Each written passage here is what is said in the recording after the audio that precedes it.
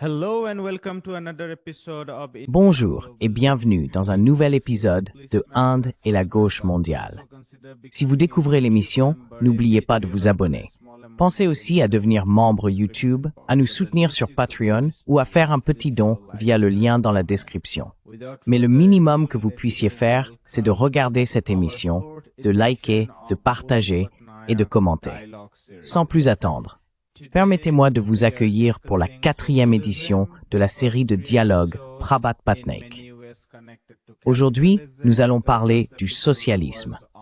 Les 3 premiers épisodes étaient d'une certaine manière liés au capitalisme. Le premier portait sur les droits de douane, le deuxième sur les BRICS et le troisième sur la guerre. N'hésitez pas à les regarder si ce n'est pas déjà fait. Ils ont été vus des dizaines de milliers de fois. Très bien, professeur Wolf. Si je peux commencer avec vous et vous demander votre interprétation de Zoran Mamdani.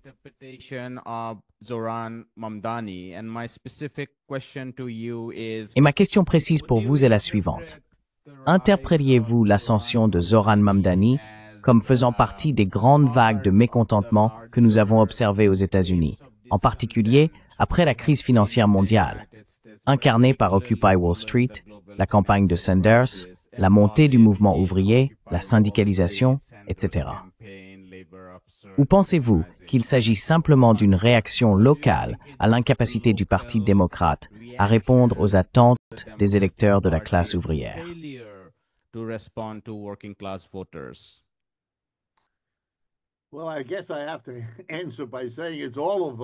Eh bien, je suppose que je dois répondre en disant que c'est tout cela. Tout ce que vous venez de dire constitue une très bonne liste de départ pour commencer à réfléchir à cette question. Je devrais préciser que je suis assis à Manhattan, en plein cœur de New York. J'ai moi-même voté pour Zoran Mamdani parce que c'est dans mon quartier et il est le candidat du Parti démocrate pour la mairie de New York. Il a remporté l'élection pour devenir le candidat démocrate. Il doit encore affronter d'autres candidats issus d'autres partis, pas du Parti démocrate, en novembre de cette année, lors de l'élection officielle. Normalement, dans la politique new-yorkaise, si vous remportez l'investiture démocrate, vous gagnez l'élection, car le Parti démocrate est de loin le parti politique dominant dans cette ville. Et c'est comme ça depuis un bon moment. Voilà donc le contexte.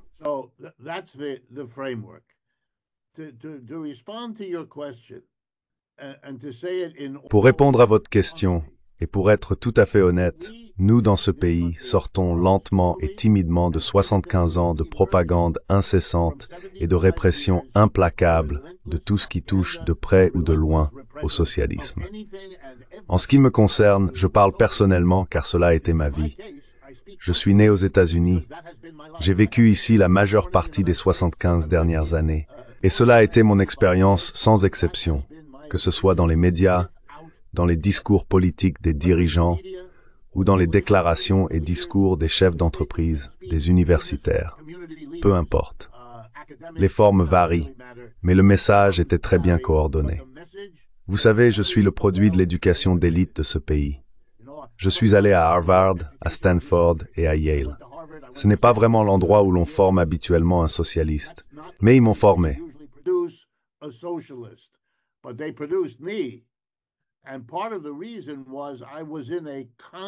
Et en partie, la raison en était que j'étais dans un état constant d'opposition. Chaque cours, chaque professeur représentait pour moi une occasion d'apprendre ce qui allait devenir ma propre vision du capitalisme et du socialisme. Tout le monde essayait de me convaincre, ainsi que mes enseignants, de la supériorité du capitalisme et de l'impasse totale. C'est ainsi qu'ils décrivaient le socialisme, mais ils n'ont pas réussi. En partie, et c'est maintenant une partie de ma réponse, c'est qu'ils n'ont jamais complètement éteint le mouvement pour le socialisme. Ils ont essayé, et ils sont allés très loin. Et pour beaucoup, beaucoup d'Américains, et il est crucial que nos amis en Inde et partout ailleurs le comprennent, pour la masse des gens, ils ont transformé le socialisme en une caricature absurde, un lieu de dictature, un lieu sans aucune démocratie, un lieu de souffrance, de pauvreté et de misère.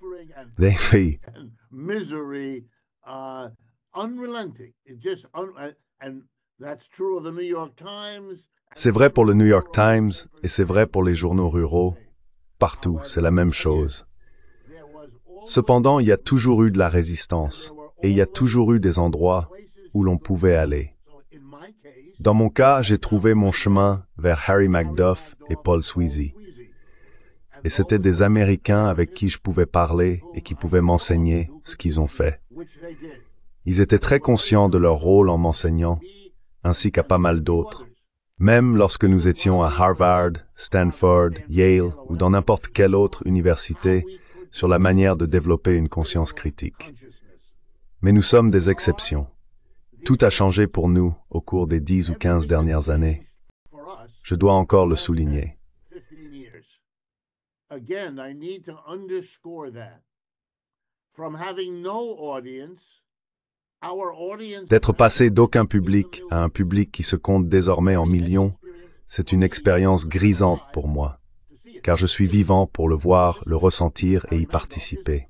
Harry Macduff ne l'est pas, Paul Sweezy ne l'est pas, mon professeur à Stanford, Paul Baran, ne l'est pas, et d'autres comme eux.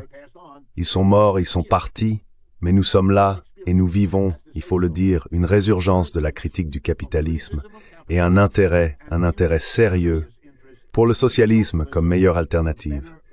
Cela dit, je dois ajouter qu'il s'agit d'un sentiment, pas d'une compréhension.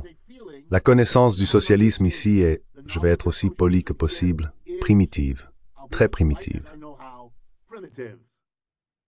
Very primitive. I'm exaggerating, but not by much. J'exagère, mais pas tant que ça. Je dirais que, au cours des 75 dernières années, 90% de ce dont les socialistes du monde entier ont débattu, discuté, argumenté et développé est inconnu aux États-Unis. Ils ne le savent tout simplement pas. Sauf par hasard, s'ils ont dû voyager à l'étranger ou s'impliquer avec une personne d'un autre pays qui les initie à la littérature de cette autre société, ils ne savent tout simplement pas. La plupart des Américains ne parlent qu'anglais, ne lisent qu'en anglais, et considèrent le reste du monde comme un simple décor secondaire à ce qui se passe dans le grand monde des États-Unis, avec parfois un regard vers Londres ou quelque chose de ce genre.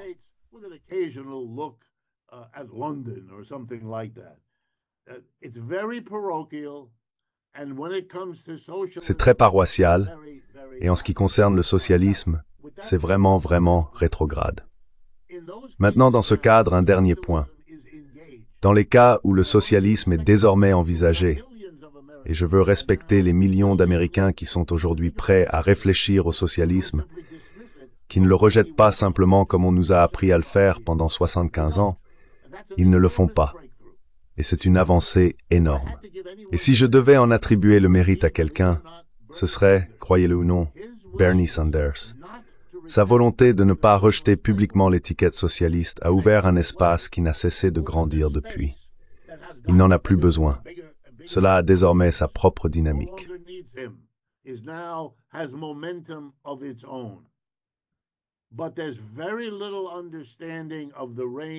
Mais il y a très peu de compréhension de la diversité des courants parmi les socialistes, telle qu'elle a évolué. Très peu de compréhension. Ainsi, M. Mamdani, et d'ailleurs, une deuxième personne, un socialiste qui pourrait bien devenir le prochain maire de Minneapolis, une ville importante au centre du pays, qui est aussi socialiste, et pas mal d'autres socialistes à divers endroits sont élus lors de grandes élections. Ces personnes sont ce que l'on comprend généralement comme des socialistes, pour qui le socialisme concerne principalement l'action gouvernementale, et l'action gouvernementale qui remplace ou supplante l'activité capitaliste privée, ou qui régule le capitalisme d'une manière ou d'une autre. Si vous regardez leur programme, c'est ce qu'ils préconisent.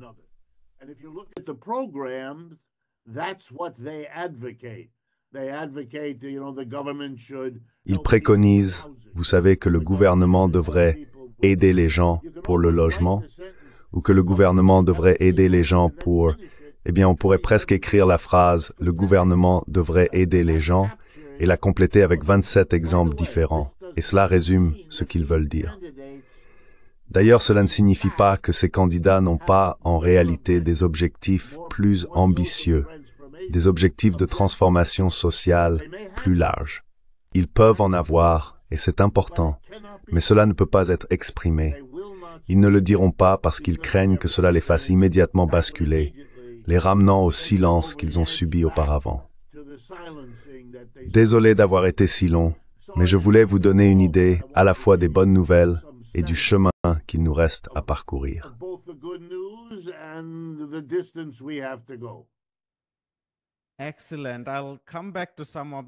Excellent.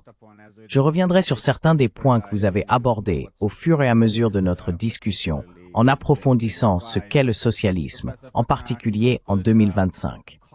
Mais professeur Patnaik, si vous pouviez réagir à ce que vient de dire le professeur Wolf. Et ma question précise pour vous serait la suivante. Vous observez le Nord global, le noyau impérial, depuis le Sud global, depuis très longtemps. Quelle est l'importance de ces mouvements progressistes au sein du noyau impérial, en particulier pour le Sud global?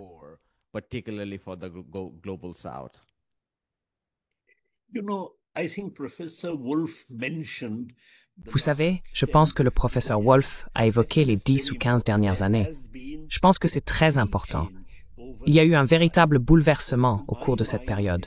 À mon avis, c'est dû à l'échec du capitalisme néolibéral, qui est la dernière phase du capitalisme. Cela a provoqué une détresse aiguë partout dans le monde pour les travailleurs, les ouvriers des pays avancés, les travailleurs, paysans, petits producteurs dans les pays du tiers-monde. Or, dans ce contexte, il y a eu non seulement une maturation des conditions pour l'émergence de mouvements socialistes et de gauche, mais même leur émergence effective. Vous voyez, les gens ne s'en rendent pas souvent compte.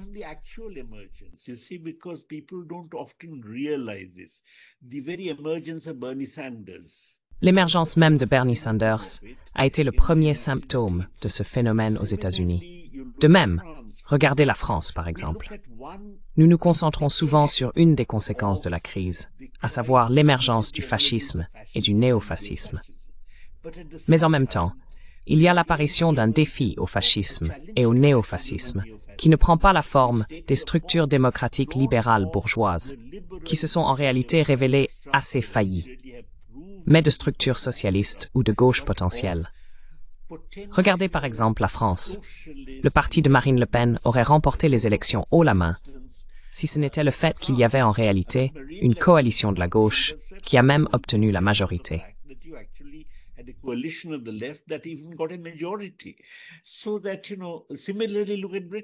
Donc, vous voyez, de la même manière, regardez la Grande-Bretagne. Ce qui se passe actuellement, c'est que le Parti travailliste a en fait expulsé Jeremy Corbyn, mais le groupe de Jeremy Corbyn recueille désormais des voix à un point tel que le Parti travailliste lui-même risque d'être réduit à seulement 15%, ce qui est à peu près le même niveau que celui des sociodémocrates en Allemagne. On constate aussi, même en Allemagne, que tout le monde parle de la montée de l'AfD, qui est bien sûr un mouvement fasciste, et qui obtient un peu plus de 20% des voix. Mais les gens ne réalisent pas que si l'on additionne les voix de Die Linke et celles de Sarah Wagenknecht, qui sont les deux formations de gauche, on arrive à environ 14%. Autrement dit, c'est la part la plus élevée de voix que la gauche ait obtenue en Allemagne sur toute la période d'après-guerre. Il y a donc une sorte de renouveau de la gauche qui est en train de se produire.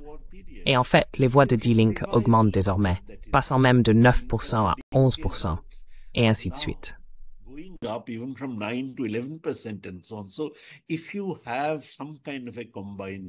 Donc, si vous avez une sorte d'union de la gauche, il est même probable que cette gauche unie dépasse l'AfD. Partout dans le monde, dans le contexte de la crise, alors que les classes dirigeantes ravivent le fascisme et le néofascisme pour soutenir leur hégémonie, on observe en même temps une tentative de la part des travailleurs de chercher des alternatives. Et le socialisme s'est véritablement imposé comme une alternative. Bien sûr, comme l'a très justement dit le professeur Wolf, beaucoup de candidats socialistes ne se présentent pas nécessairement comme socialistes. Ils ont un programme de redistribution. Or, la redistribution est très importante, mais ce n'est pas du socialisme.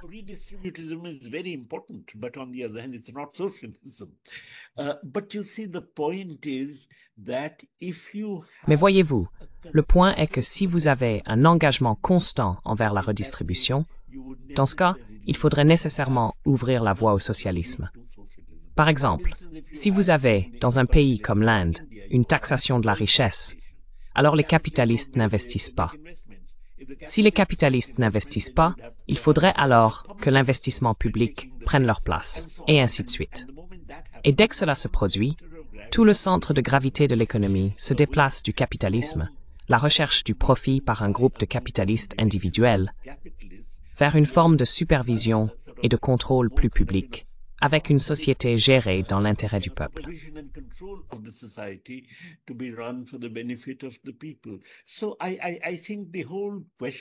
Je pense donc que toute la question du socialisme, de l'agenda socialiste, du discours socialiste, a commencé à émerger au cours des 10 ou 15 dernières années.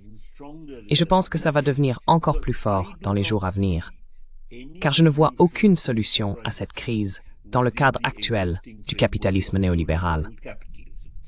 De plus, si l'on regarde par exemple la Convention de la Haye ou l'avancée des pays européens membres de l'OTAN, ils envisagent désormais de consacrer 5% de leur PIB à la défense, aux dépenses militaires. Maintenant, d'où va venir l'argent? Il va provenir d'une réduction de l'État-providence. Les mesures d'État-providence qui avaient été introduites après la Seconde Guerre mondiale vont maintenant être remises en cause. Et cela va en réalité aggraver la condition des travailleurs, et donc rendre le socialisme comme alternative d'autant plus puissant et attractif.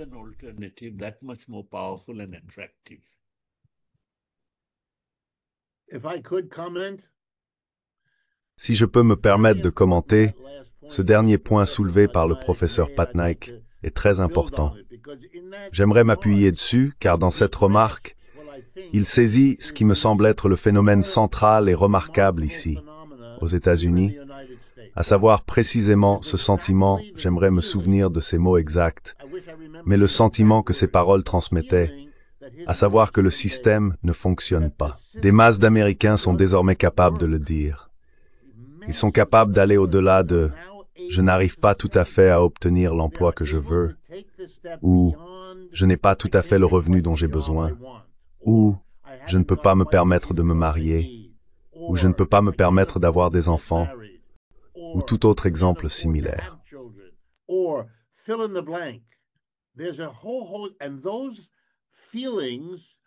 Et ces sentiments, qui sont d'ailleurs tout à fait réalistes, se sont rassemblés pour leur donner quelque chose que je pensais voir arriver bien plus tard, à savoir, et je le dis avec toute l'hésitation de quelqu'un qu'il a fallu convaincre de ce que je vais dire, il existe désormais une prise de conscience que je n'avais jamais vue aux États-Unis de toute ma vie. Le problème est systémique. Ce n'est pas ceci ou cela. Non seulement c'est systémique, mais le mot acceptable est capitalisme. On peut dire que c'est un problème systémique et que c'est le capitalisme. Le capitalisme fait désormais partie de l'humour du peuple américain. Nous faisons des blagues.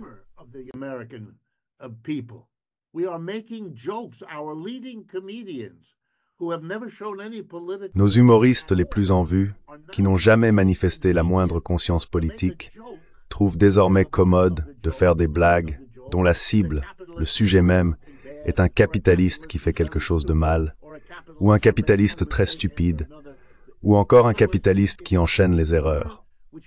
En d'autres termes, c'est un humour qui donne le sentiment que le niveau d'aliénation vis-à-vis de ce système est immense. Ce système ne cultive pas la loyauté envers lui-même. Au contraire, si je devais dire ce qui a permis à M. Mamdani d'avoir autant de succès, je devrais préciser que je ne le connais pas. Je n'ai aucune relation personnelle avec lui. J'admire le travail de son père, qui est professeur à l'université Columbia ici, et qui a écrit, selon moi, le meilleur livre sur la colonisation et l'économie coloniale de l'Afrique de l'Est qui existe.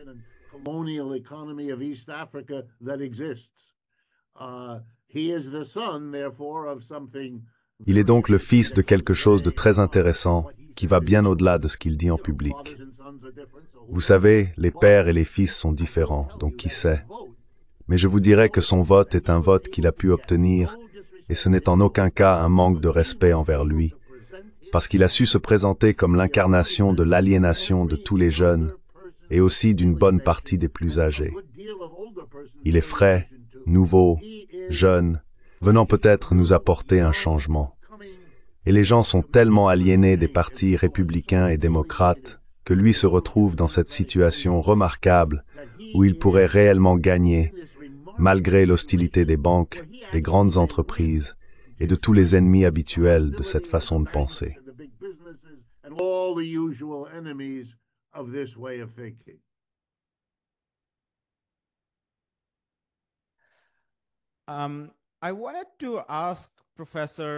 Je voulais poser la question au professeur Patnaik, et en fait à vous deux. Mais peut-être que le professeur Patnaik pourrait commencer en revenant sur ce qu'il a dit au cours de ses commentaires. Vous avez dit qu'une fois qu'on commence à combattre les inégalités, on finit par ouvrir la voie au socialisme. Et je voulais m'attarder un peu sur cette idée de ce qui, par le passé, aurait pu être considéré comme des luttes pour la social-démocratie. Vous savez, un peu de service public universel, une fiscalité progressive, des lois du travail un peu plus strictes, mais pas beaucoup plus. Tout cela reste intégré dans une structure capitaliste plus large, contrairement à une lutte pour le pouvoir et la lutte des classes, qui était traditionnellement comprise comme le socialisme. Donc ma question pour vous est la suivante. Vivons-nous un moment où la fiscalité progressive, qu'il s'agisse d'un impôt sur la fortune, d'un impôt élevé sur les revenus ou sur les sociétés, associé à une forme de service public universel, est en soi considéré comme du socialisme? Ou parle-t-on encore de pouvoir et de lutte des classes?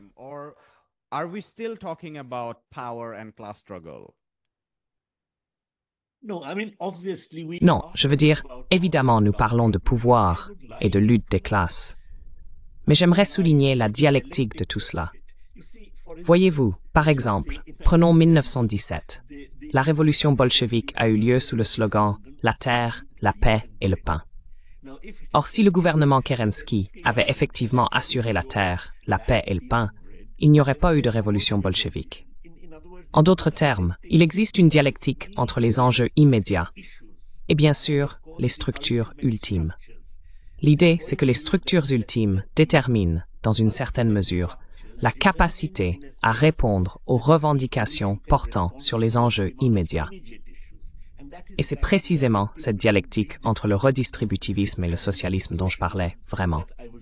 Dans les années d'après-guerre en Europe occidentale, le monde du travail a obtenu d'immenses concessions. Les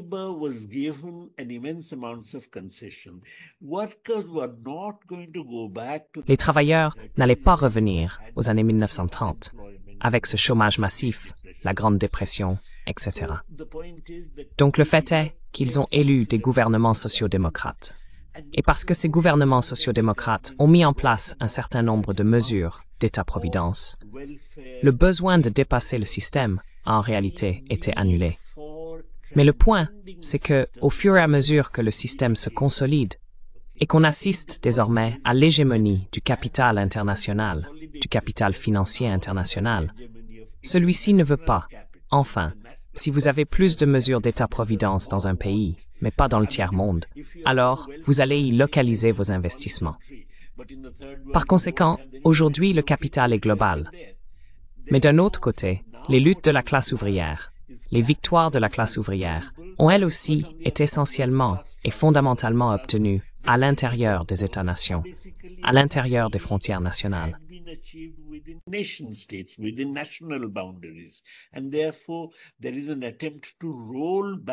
Par conséquent, il y a une tentative de revenir sur ces victoires, ce qui devient facile car le capital est désormais mondialisé. Et ce retour en arrière, qui engendre la détresse immédiate des travailleurs, est ensuite aggravé par un système où l'on observe une stagnation, où l'emploi n'augmente pas du tout, et ainsi de suite.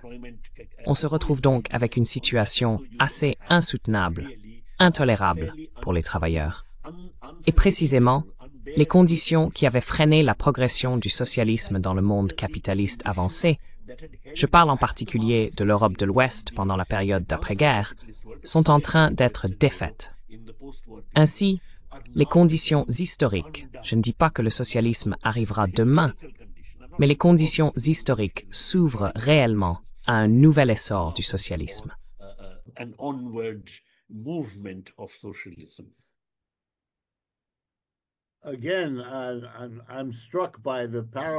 Encore une fois, je suis frappé par les parallèles entre la façon dont le professeur Patnaik aborde ce sujet et la mienne, et j'en ressens une certaine validation en l'entendant. Permettez-moi de poursuivre cette réflexion. Ici, aux États-Unis, il se pourrait que nous ayons en réalité une dialectique au sens originel de Hegel qui fonctionne dans l'autre sens.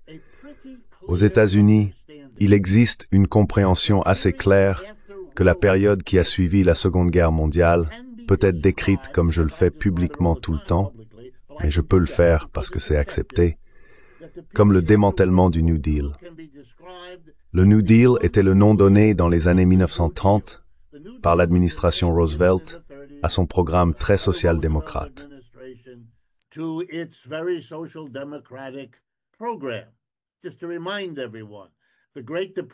Juste pour rappeler à tout le monde, la Grande Dépression de 1929 a vu la classe ouvrière américaine se tourner nettement vers la gauche.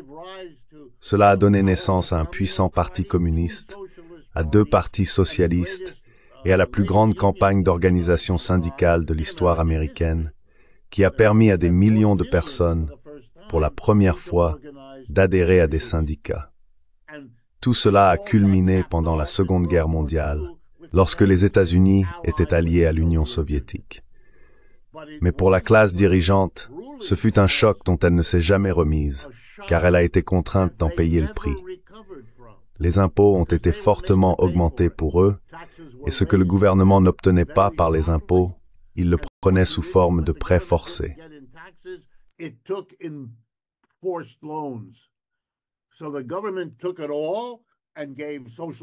Alors le gouvernement a tout pris et a instauré la sécurité sociale, l'indemnisation du chômage et 15 millions d'emplois dans les services publics. Des choses que nous n'avons plus jamais eues depuis. Incroyable. Tout le XXe siècle est en réalité un effondrement. C'en est le premier tiers. Et puis, et voici la remarque du professeur Patnaik, le retour en arrière. La période d'après-guerre où l'on reprend tout, ce qui aboutit littéralement à Trump, qui n'est que le dernier, ou le plus récent, et peut-être d'une certaine manière le plus extrême, tant dans ses actes que dans la rhétorique qu'il emploie. Mais cela crée, dialectiquement, l'argument suivant, que moi et des gens comme moi pouvons avancer aux États-Unis, et j'espère qu'avec l'élection des Mamdani, ils le feront. Voici cet argument.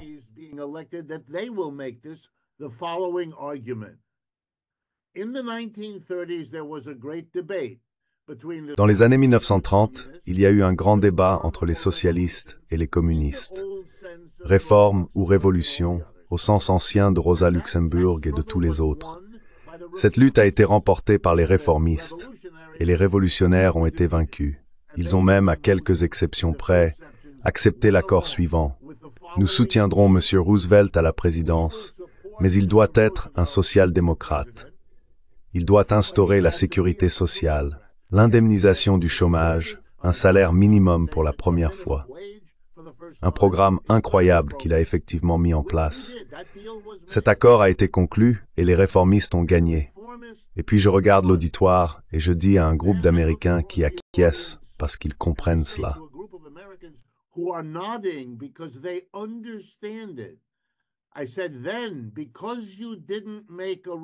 J'ai dit à l'époque que parce que vous n'aviez pas fait de révolution, vous aviez laissé les profits entre les mains des capitalistes. Et maintenant, avec votre social-démocratie, l'incitation à utiliser ces profits pour repousser toute atteinte à leur rentabilité, ce qu'ils ont fait à partir de 1946, et sans jamais s'arrêter jusqu'à M. Trump. Ensuite, je nuance mon propos. Je dis, l'histoire nous enseigne aujourd'hui que nous ne devrions pas débattre de la réforme contre la révolution. L'astuce, c'est de comprendre qu'il faut se concentrer sur les réformes, tout en enseignant que la seule façon de garantir une réforme, c'est de faire la révolution. Cet argument, qui était si difficile à faire valoir il y a 50 ans, commence maintenant à apparaître chez les gens dans la rue. C'est la magie de ce moment. que nous espérons tous voir perdurer. Mûrir et se développer.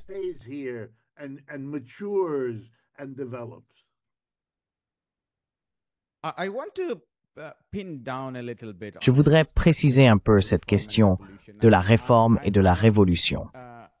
Je veux dire, je suis en partie convaincu que cette distinction nette entre réforme et révolution est peut-être un peu dépassée et que nous devrions considérer toute avancée progressive comme une réforme tout en continuant à parler de révolution. Néanmoins, je voudrais être un peu plus clair, car dans un cadre traditionnel, la révolution était comprise comme débutant par l'effondrement de l'État, puis une reconstruction totale de celui-ci, où les partis communistes prenaient souvent la tête et où toute la société était reconstruite. Il y a de nombreux éléments, mais la nationalisation des principaux moyens de production, la collectivisation des terres, etc., étaient des aspects très centraux.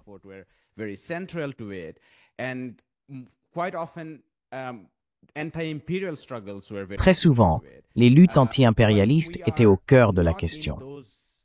Mais dans de nombreux cas, nous ne sommes pas dans ces circonstances. Enfin, dans certains cas peut-être. Il y a par exemple des transformations très importantes en cours dans la région du Sahel, où l'impérialisme est très dominant. Mais je pense aux luttes des agriculteurs en Inde, à l'arrivée au pouvoir du JVP au Sri Lanka ou à Mamdani aux États-Unis. Ces luttes se mènent encore à l'intérieur des structures de la politique bourgeoise. Dans cette mesure, que signifie la révolution lorsque l'on parle de salaire minimum ou de fiscalité progressive, tout en devant encore dépendre du capital privé et de sa bienveillance?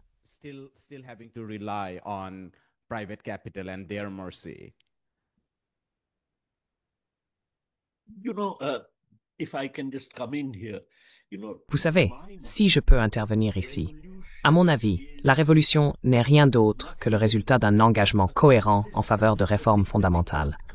En d'autres termes, je pense que cette distinction entre réforme et révolution est quelque chose que je n'accepte pas, car les deux sont dialectiquement liés. Et typiquement, regardez Syriza par exemple. Syriza est arrivé au pouvoir en promettant des réformes.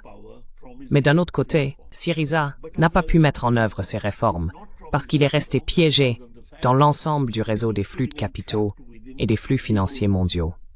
Donc, le point essentiel, c'est que si Syriza était resté fidèle à son programme de réforme, il aurait dû sortir de ce cadre. Et au moment où l'on sort de ce cadre, on commence alors à opérer des changements qui ont une nature fondamentale dans tout l'agencement capitaliste dans lequel on est piégé.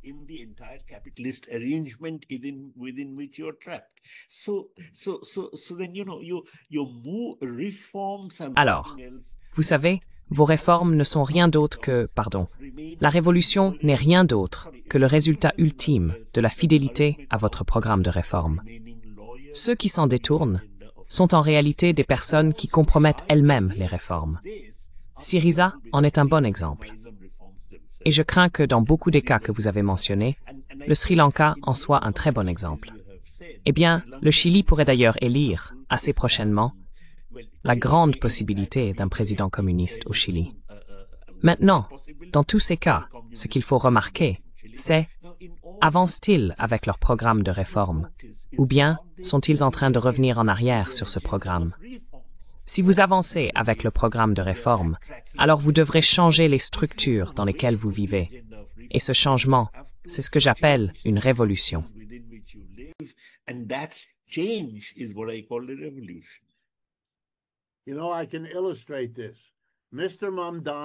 Vous savez, je peux illustrer cela.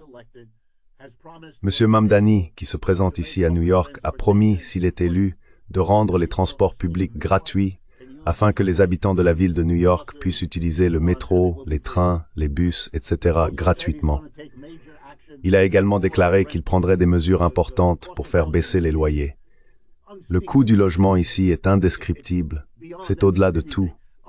Très bien, maintenant, s'il va dans cette direction, les propriétaires, qui sont ceux qui dirigent la ville, et les grandes banques vont s'opposer à lui. Et alors viendra le moment que le professeur Patnaik vient d'évoquer. Soit il posera la question, comment est-il possible que quelque chose que tout le monde à New York souhaite puisse être bloqué par une infime minorité de personnes, simplement parce qu'elles contrôlent l'argent.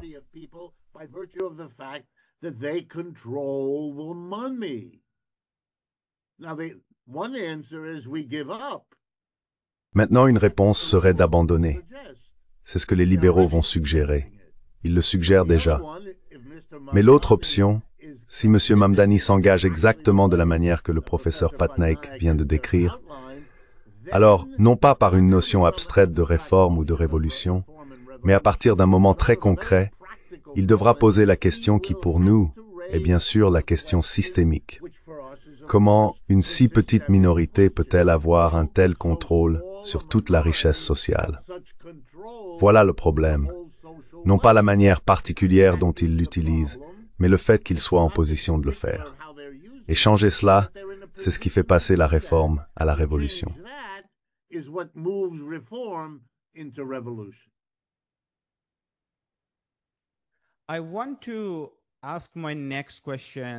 Je voudrais poser ma prochaine question au sujet du capital privé.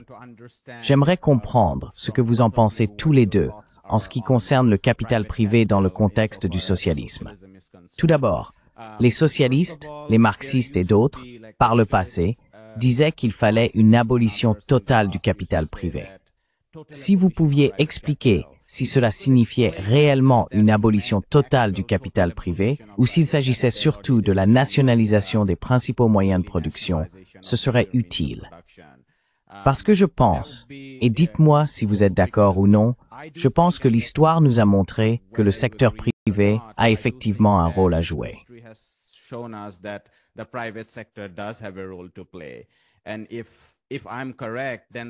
Et si j'ai raison, alors la question est, quel type de rôle le secteur privé doit-il jouer? Ainsi, la Chine nous propose certaines réponses, des domaines comme la banque, les infrastructures publiques, l'éducation, etc., y compris les moyens de production productifs, tels que les industries, sont dans une large mesure nationalisés. Ensuite, il existe toute une gamme d'activités du secteur privé, y compris la terre, les petites entreprises, et ainsi de suite. Est-ce cela le modèle ou cherchons-nous quelque chose de plus que cela entre les mains du secteur public? Comment voyez-vous le rôle du secteur privé lorsque nous pensons au socialisme du futur?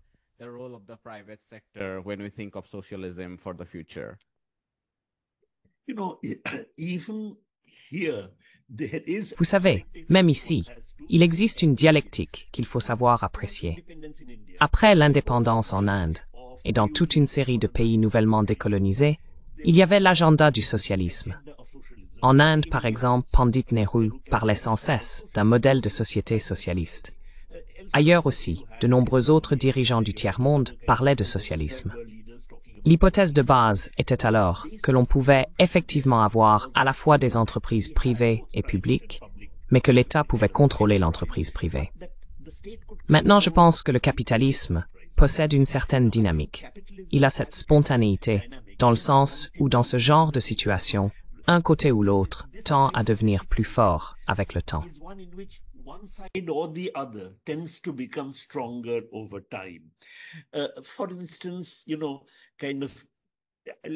Par exemple, je peux vous donner l'exemple de l'Inde. Au fil du temps, il y a eu un renforcement du secteur privé, qui combiné au fait qu'à travers le monde, il y a eu une consolidation du capitalisme, en particulier du capitalisme néolibéral et de la mondialisation du capital, a fait pencher la balance contre le secteur public. Ainsi, il peut exister du capital public et privé, mais considérer cela comme une situation d'équilibre, où l'on pourrait figer de façon permanente l'économie dans ce type de rapport entre public et privé, n'est pas, selon moi, correct. Car comme je l'ai dit, le monde dans son ensemble est bien sûr capitaliste.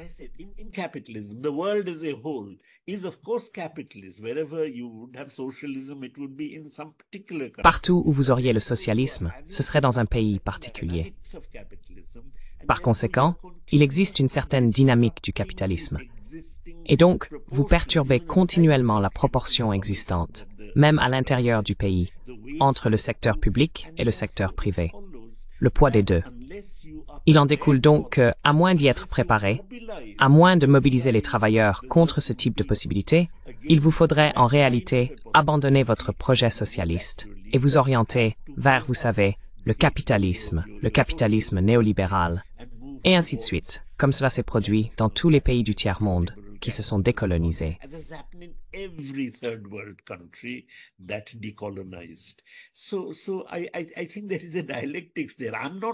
Je pense donc qu'il y a une dialectique à ce sujet. Je ne dis pas un instant que si demain, un gouvernement engagé dans un changement fondamental arrive au pouvoir, il devrait tout nationaliser. Non, je ne dis pas cela. Mais je dis qu'il devrait être conscient du fait que tant que le capital privé subsiste, il y aura une tentative continue de subversion, découlant de la dynamique propre au capitalisme, de tout contrôle que l'État ou le secteur public aurait acquis sur les secteurs clés de l'économie.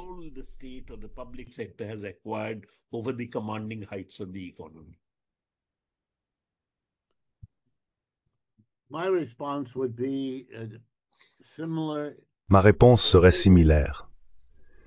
Je dirais ceci, que sous de nombreux aspects, le modèle chinois, ce qu'ils appellent le socialisme aux caractéristiques chinoises, est une combinaison de capitalisme d'État et de capitalisme privé, qui a démontré qu'il pouvait croître plus rapidement et sur une plus longue période que n'importe quel capitalisme privé. Cette réalité ébranle aujourd'hui la société américaine jusque dans ses fondements. Elle doit se confronter à la réalité que je viens d'énoncer, et elle n'y parvient pas. Elle ne peut pas l'admettre, elle ne peut pas l'affronter, elle ne peut rien faire d'autre qu'essayer de la ralentir, de la réprimer, de l'arrêter, de la priver, de l'attaquer, peu importe. Et le seul désaccord porte sur la meilleure façon d'y parvenir, non sur la nécessité de le faire, du moins pour l'instant. C'est l'effort en cours.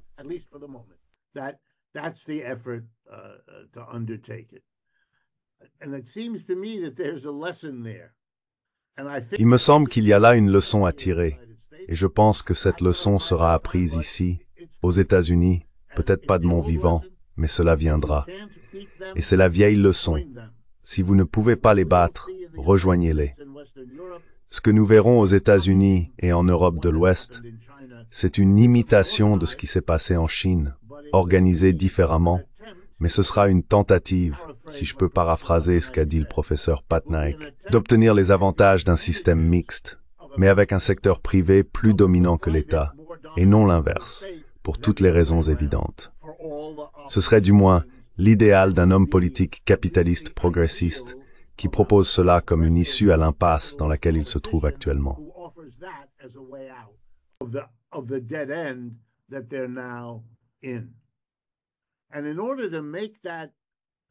Et pour que cela se produise, ou peut-être pour le formuler autrement, afin de planifier comment répondre à cette question, à laquelle les socialistes devront répondre si j'ai raison sur la direction que cela prend, alors les socialistes doivent avoir quelque chose à dire sur le dernier point soulevé par le professeur Patnaik, lorsqu'il a dit presque à la fin de sa phrase, avec le secteur public d'une certaine manière dominant.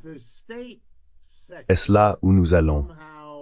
Est-ce que le socialisme sera ce mélange avec la partie étatique dominante, et ce que nous appelions autrefois le capitalisme sera un mélange avec la partie privée dominante?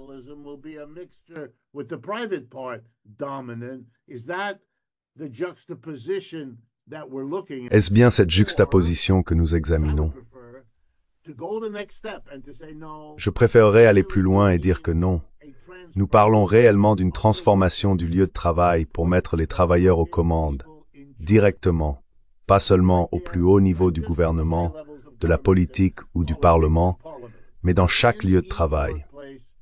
Cela devient une communauté démocratique des personnes sur leur lieu de travail qui décident collectivement et démocratiquement quoi produire, comment produire, où produire et que faire du produit. Pour moi, cela représente alors une étape révolutionnaire claire au-delà de toutes les combinaisons possibles entre l'État et le privé.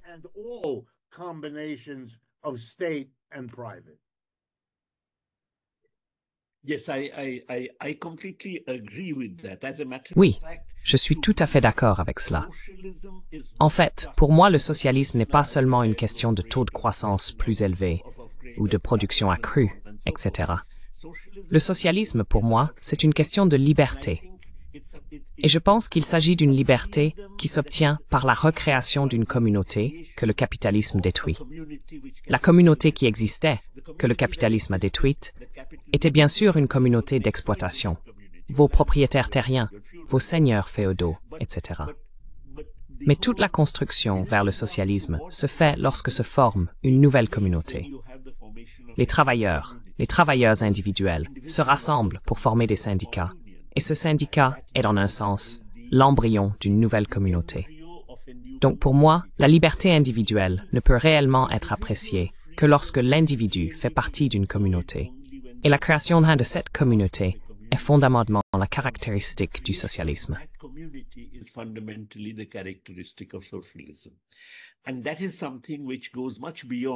Et cela va bien au-delà de la simple question de savoir combien de capital privé et public il faut avoir, quel taux de croissance viser, et ainsi de suite. Fondamentalement, mais je pense que c'est lié, car évidemment, si vous avez une économie avec un capital privé important, vous ne créez aucune communauté, parce qu'il faut instaurer des conditions pour que le capital privé puisse fonctionner, et ces conditions vont essentiellement à l'encontre des intérêts des travailleurs. Donc, le mouvement vers le socialisme doit prendre la forme de la création d'une communauté au sein de laquelle les individus peuvent alors réellement jouir de leur liberté.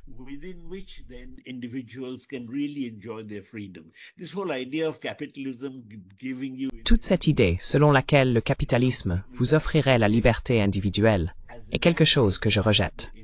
Car en réalité, la liberté individuelle dont vous disposez sous le capitalisme est une liberté dans laquelle vous êtes néanmoins contraint d'agir de certaines manières. Vous devez agir d'une certaine façon à l'usine. Sinon, vous êtes mis à la porte et rejoignez l'armée de réserve du travail, et ainsi de suite. Donc en fait, c'est un système qui contraint les individus à agir de certaines manières afin de maintenir une forme de spontanéité. Mais le socialisme rompt avec cette spontanéité, et cette rupture n'a lieu que lorsque les individus se rassemblent pour former une communauté et interviennent collectivement dans la construction de leur propre destin.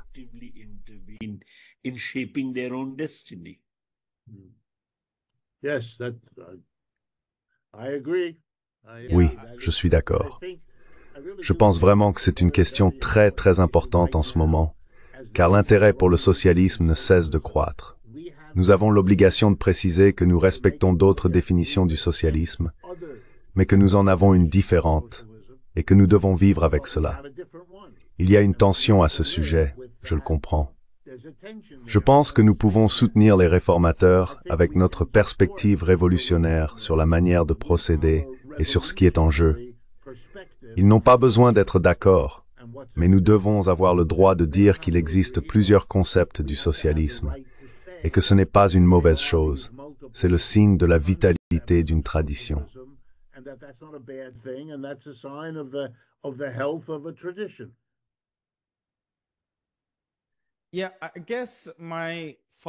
Oui, je suppose que ma question de suivi serait de chercher un peu plus de clarté sur la tension elle-même. Je pense que ce dont nous parlons comporte essentiellement deux volets. Le premier concerne la relation entre le travail et le capital. Quelle liberté les gens ont-ils sur leur lieu de travail? Dans quelle mesure la classe ouvrière est-elle politiquement renforcée? Vous savez, avoir un emploi permanent, des avantages sociaux, des écoles, des équipements de quartier, et ainsi de suite. C'est un aspect qui, selon moi, est absolument non négociable sous le socialisme, car si l'on abandonne cet aspect, la politique et le pouvoir de la classe ouvrière disparaissent et l'on vit dans la précarité. Même si l'on a un bon salaire à un moment de sa vie, il y a toujours une certaine précarité. Mais je pense que l'autre élément concerne aussi la croissance globale, n'est-ce pas?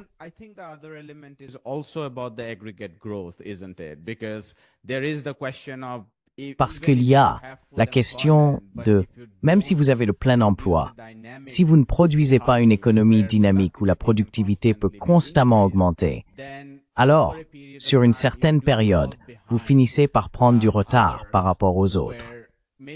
Peut-être qu'ils étaient capitalistes, qu'ils connaissaient plus de précarité et qu'ils n'atteignaient même pas le plein emploi, mais ils étaient plus dynamiques à cet égard. et donc ils bénéficient d'un niveau de vie matériel supérieur. Peut-être que ce n'est pas réparti de manière égale, mais globalement, on observe cela. Donc ma question est, et je pense ici à la Chine, car une grande partie du succès de la Chine est venue d'une très forte croissance, produite par le dynamisme du marché, et pas nécessairement par la redistribution ou l'émancipation de sa classe laborieuse.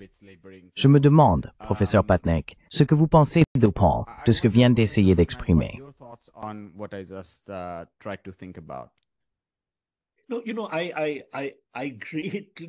Vous savez, j'admire énormément ce qui a été accompli en Chine. Mais en même temps, j'ai aussi des réserves très fortes et sérieuses concernant ce qui a été réalisé en Chine. Je veux dire, vous savez, ma conception d'une société socialiste, par exemple, n'est pas une dictature à parti unique. Ma conception d'une société socialiste n'est pas une société où, disons, il y a du chômage. Ce n'est pas une société où il y a de la pauvreté. Et même si la Chine a surmonté le chômage et la pauvreté dans une large mesure, je crois que ces problèmes subsistent encore.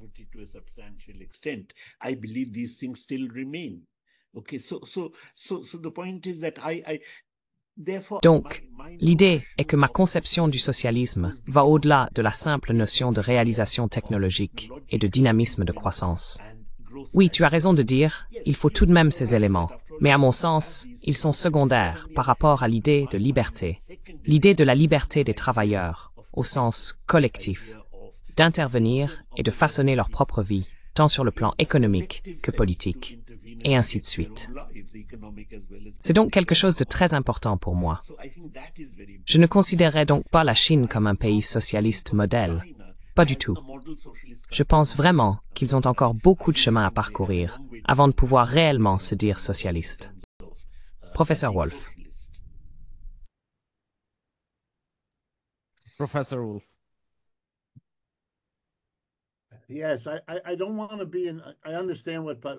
Oui, je comprends ce qu'a dit le professeur Patnaik et je pense que je suis d'accord. Mais je dois être, en partie parce que je suis ici aux États-Unis, je suppose, un peu plus positif quant à la réussite chinoise. Ce qu'ils font est bien meilleur que ce que nous avons ici. Sont-ils un modèle? Non, non. Je suis d'accord, ils ne le sont pas. Mais ils représentent une réussite pour le Sud global qui aura des répercussions pendant des décennies. Alors que l'Asie, l'Afrique et l'Amérique latine cherchent des modèles, des étapes, des moyens de sortir de la pauvreté et de la subordination qui les accablent. Et voir la Chine non seulement atteindre ses taux de croissance, mais aussi, comme nous le voyons aujourd'hui, affirmer sa puissance idéologique et politique, c'est quelque chose de très très profond.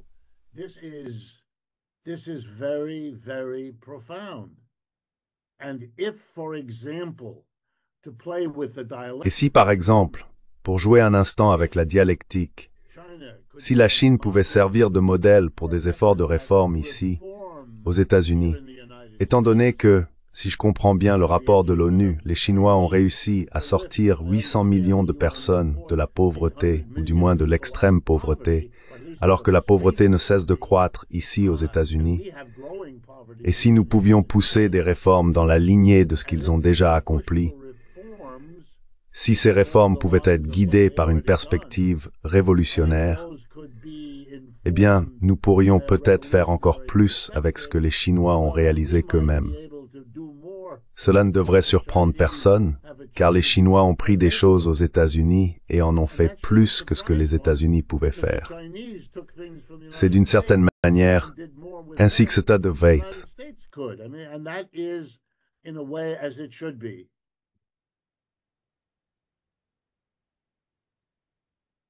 Le professeur Patnaik voulait ajouter quelque chose. Vous savez, je veux dire, lorsque je dis que je ne considère pas la Chine comme un modèle, je suis sûr que c'est quelque chose avec lequel les communistes chinois eux-mêmes seraient d'accord. En fait, il y a eu une époque, par exemple, où au nom de l'industrialisation, il y avait des affrontements entre la milice et la paysannerie, parce qu'il fallait exproprier les terres des paysans. Et à cause de cela, la direction du parti elle-même a, à un moment donné, proposé un programme appelé « Vers une campagne socialiste », dans lequel elle a effectivement apporté toute une série de changements. Donc la Chine est, si l'on peut dire, un processus. C'est un processus. Mais je pense que dans ce processus, nous devons évaluer la direction du mouvement en fonction du degré de liberté ressenti par les gens et du degré auquel un sentiment de communauté est créé.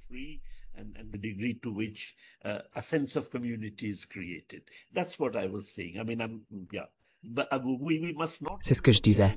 Je veux dire, il ne faut pas considérer la Chine comme une fin en soi, la fin du chemin. Au contraire, elle se trouve dans une position, je suis d'accord avec le professeur Wolf, où elle a de grandes réalisations à son actif. Et bien sûr, comparée aux États-Unis ou à l'Inde d'aujourd'hui, qui sont absolument horribles, elle représente vraiment un phare d'espoir. Mais en même temps, il faut être clair sur le fait qu'il s'agit d'un processus. C'est un travail en cours. Et dans ce travail en cours, nous devons sans cesse aller au-delà de ce qui a déjà été accompli. Et comme je l'ai dit, du point de vue de ces critères, en termes de degré d'avancement de la liberté humaine, du sentiment de communauté, et ainsi de suite.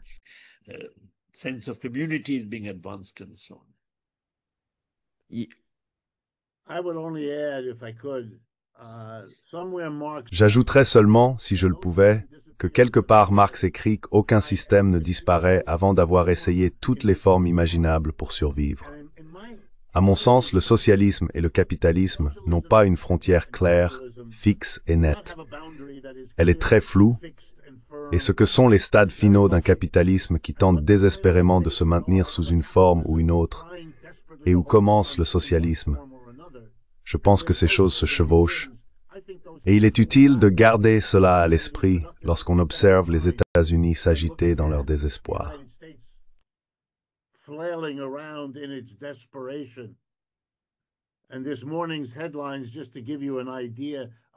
Et les gros titres de ce matin, juste pour vous donner une idée de la folie de la situation. Dans les gros titres de ce matin, le président Trump a accusé l'ancien président Obama de trahison, ce qui est un crime passible de la peine de mort selon la loi américaine. Et cela montre à quel point les dysfonctionnements de la société ici sont graves. Mais je pense que notre difficulté à regarder la Chine et à peser le positif, l'inquiétant, et tout cela, c'est cette frontière qui est floue. Et nous devrions reconnaître que c'est cette frontière, car elle permet de comprendre dans quelle direction le changement est susceptible d'aller.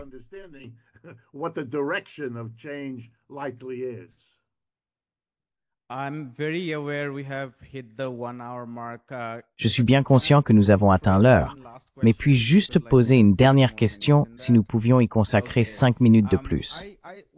D'accord. Je voulais demander et discuter enfin un peu de la structure politique. Le professeur Patnaik a dit qu'il ne souhaiterait pas que le socialisme soit une dictature à parti unique, et je voulais rebondir là-dessus et peut-être aussi soulever la question de la décentralisation versus la centralisation. Parce que, à mon avis, dans une société complexe, beaucoup de fonctions sociales et économiques doivent être fortement centralisées. Je pense à la banque, à la finance, même à l'éducation, aux défis écologiques, etc., etc.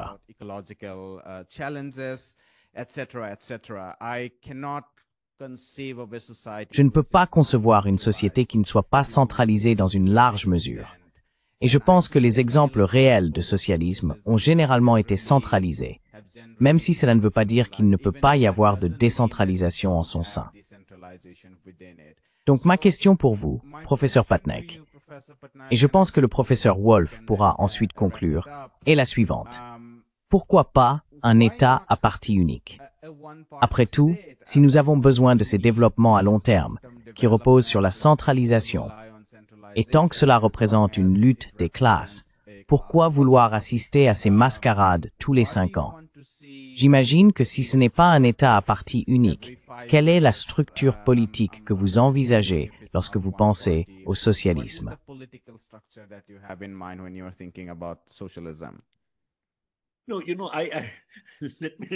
Non, vous savez, je vous rappelle que je parlais d'une dictature à parti unique.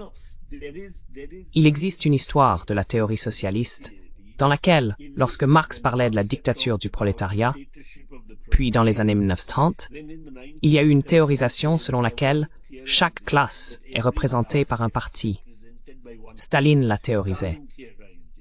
Et donc la dictature du prolétariat est devenue la dictature du Parti communiste, au motif que le Parti communiste représente le prolétariat. Or, je pense que cela a en réalité conduit à une profonde dépolitisation de la classe ouvrière. Parce qu'imaginez, lorsque l'Union soviétique s'est effondrée, il n'y a même pas eu de grève générale des travailleurs pour défendre l'Union soviétique.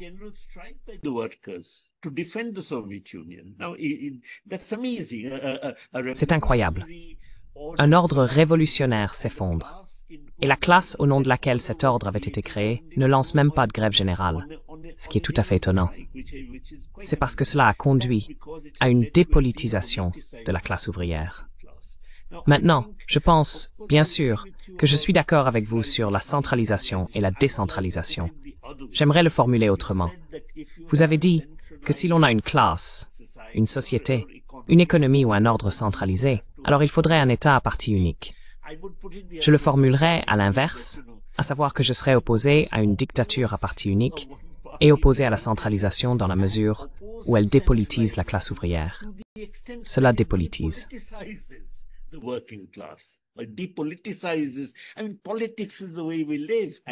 Je veux dire, la politique fait partie de notre façon de vivre. Et donc, je pense que l'idée que les gens se dépolitisent est ce qui m'oppresse. En d'autres termes, je n'aime pas l'idée que les gens se dépolitisent. En partie parce que vous savez, moi-même, même si nous n'avons pas eu de révolution en Inde, nous avons eu une lutte anticoloniale. Et j'ai vu des gens être politiques. Je veux dire, d'accord, je suis né après la fin de cette lutte.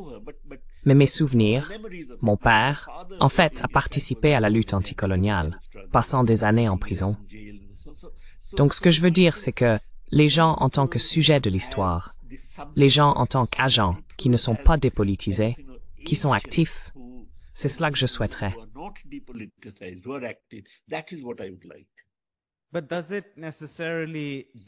Mais la centralisation dépolitise-t-elle nécessairement? J'irais même jusqu'à dire que si le Parti communiste en Union soviétique n'avait pas assumé certains des pouvoirs des soviets, l'Union soviétique elle-même se serait effondrée. Donc d'un côté, on peut soutenir qu'il était injuste que le Parti communiste centralise une partie de son pouvoir et le retire aux soviets. Mais d'un autre côté, si l'armée, si toute la planification entre les différents organes de l'industrie, etc., n'avait pas été centralisée et coordonnée, peut-être que l'Union elle-même se serait effondrée. No, I'd like to distinguish here between two things. Non, je voudrais ici distinguer deux choses. On peut dire cela de la Chine aujourd'hui. On peut dire cela de l'Union soviétique, que la centralisation et l'économie dirigée ont donné à l'Union soviétique les moyens, la capacité de résister à l'encerclement capitaliste, de résister à l'agression capitaliste. D'accord. Maintenant, je pense que la nécessité de résister à l'agression capitaliste et les structures requises pour cela ne peuvent cependant pas définir notre idéal du socialisme. C'est ce que j'essaie de dire. Oui, tout cela peut être nécessaire. Le fait est que, pour empêcher, disons, un coup d'État orchestré par l'impérialisme dans votre pays, vous devez vous-même disposer d'un système très rigoureux de contre-espionnage, et ainsi de suite. Ce qui peut avoir des implications autoritaires. Mais d'un autre côté, c'est pas mon idéal du socialisme. C'est quelque chose qui est rendu nécessaire par les problèmes de la transition.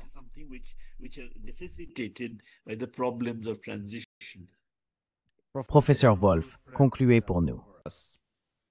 Okay. D'accord. Selon ma compréhension des études complexes du marxisme sur l'État, j'aime l'ancienne idée qui remonte au moins à Lénine, selon laquelle l'État est le comité exécutif de la classe dirigeante. Et pour moi, il en découle donc que toutes les formes d'État qui ont émergé de l'effondrement du féodalisme et des 5 derniers siècles de capitalisme, s'étendant pour couvrir le globe comme il le fait aujourd'hui, ce que nous avons vu, c'est le développement complexe au fil du temps, l'évolution d'un appareil d'État adapté, autant qu'il le pouvait, aux besoins du capitalisme.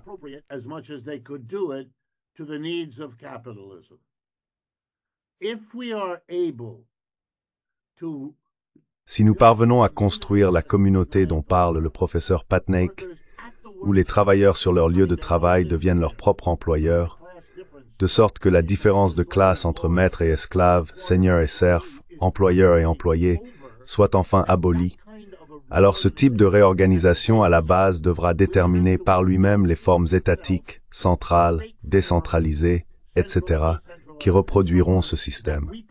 Tout comme le capitalisme a su utiliser le Parlement ou la dictature selon ses besoins pour sa propre survie et son développement. Mais nous ne devrions pas nous laisser freiner dans notre réflexion, notre planification et notre imagination, comme si nous devions choisir parmi les formes du capitalisme le type d'appareil d'État centralisé ou décentralisé que nous aurions dans un système socialiste.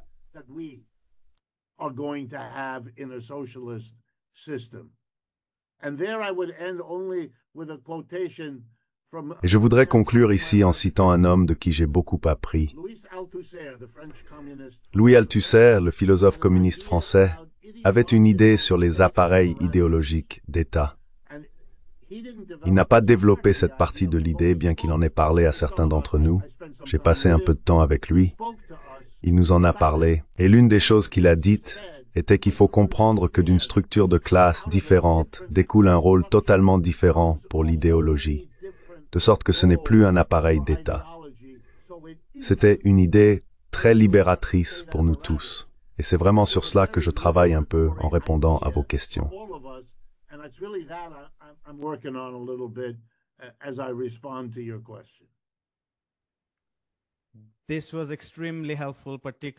C'était extrêmement utile, en particulier votre remarque sur les parallèles avec le capitalisme.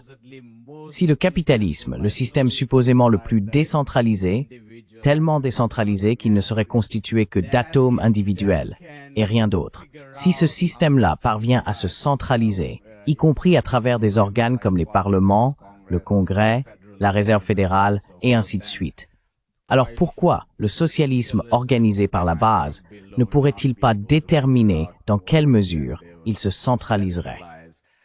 Cela a été très instructif, professeur Wolf et professeur Patnaik. Je ne voulais pas que cette discussion soit une conversation complaisante entre socialistes, abordant uniquement des questions faciles sur la grandeur et la noblesse des idéaux. Mais je voulais comprendre quelles seraient les véritables contradictions au sein du socialisme ou des sociétés en transition vers le socialisme. Et vos réponses ont été vraiment profondes et utiles. Merci beaucoup à vous deux pour votre temps. Merci. J'apprends beaucoup grâce à cela, donc je suis très heureux d'être ici. Bonjour, je m'appelle Ayushman. Avec Jyotishman, nous avons lancé cette plateforme. Depuis 2 ans, nous essayons de créer du contenu pour les forces de gauche et progressistes. Jusqu'à présent, nous avons interviewé des économistes, des historiens, des commentateurs politiques et des militants. Si vous appréciez notre contenu et souhaitez que nous construisions une archive pour la gauche, j'ai 2 demandes à vous faire. Merci d'envisager de faire un don à cette cause. Le lien se trouve dans la description ci-dessous. Si vous ne pouvez pas le faire, ne vous en faites pas. Vous pouvez toujours aimer nos vidéos et les partager avec vos camarades. Enfin, n'oubliez pas d'appuyer sur le bouton d'abonnement. Finally, don't forget to hit the subscribe button.